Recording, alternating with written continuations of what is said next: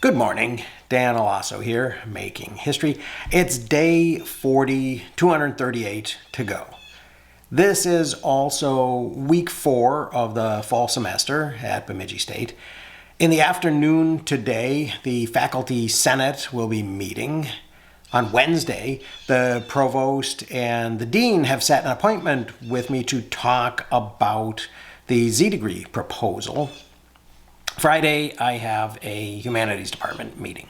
So I'll be interacting, or at least observing, quite a bit on campus this week in addition to my classes. One of the things that strikes me lately is kind of the subjective nature of time. I think my days are much more full this semester than they've been in previous semesters. I suspect I'm a bit more awake. Although I typically worked pretty steadily in the past, I think I'm probably doing a bit more now. I used to keep track of my work hours using an app called Time 3. And I would turn it on when I began a task and turn it off when I finished. And I was pretty proud when I would get beyond 60 hours in a week, which I did fairly regularly. And I began observing that my work would often come in big blocks that didn't really conform that often to a typical Monday through Friday 9 to 5 kind of a schedule.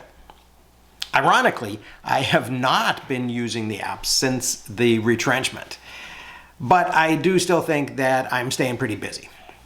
As I've mentioned before, the daily discipline of posting a retrenchment diary entry, has kept me focused on the need to be thinking about, and especially to be doing something about my situation daily. I'm a bit concerned, actually, that for others, the issue may not be quite as high on their daily list of priorities as it is for me. The Faculty Senate meets on the first Monday of every month. That means they're going to have about 8 or 9 more opportunities to discuss the retrenchment before it actually happens next May. Similarly, they have mapped out the 4 meet and confer dates where their executive committee meets with the administration between now and when the administration needs to announce program changes and cut majors or minors or whatever. And this is the time they have given themselves to respond to the dean's proposal for restructuring. While I assume that there will be people working in the background on these issues in preparation for these meetings, I still wonder whether they will actually get done whatever it is they want to do in the time that they've allotted for it. I suspect they don't feel quite the sense of urgency that I do. And I wonder whether, apart from the fact that I'm losing my job and they're not, part of the difference in the ways that I'm imagining our perception of time is differing have to do with being either active or reactive. I feel like the clock is ticking because I think I need to do something. Yes, I am reacting to what has happened to me, to being retrenched, but the way that I've chosen to react is to do something different. And I'm trying to figure out what that something should be and begin doing it as soon as possible. I think that the folks who used to be my peers are thinking more in terms of only reacting, of saying something, rather than of doing something. And although I think that they may take the statement that they'll be planning very seriously, I don't think that planning to say something is really as empowering or as energetic as planning to do something. And that might account for the difference.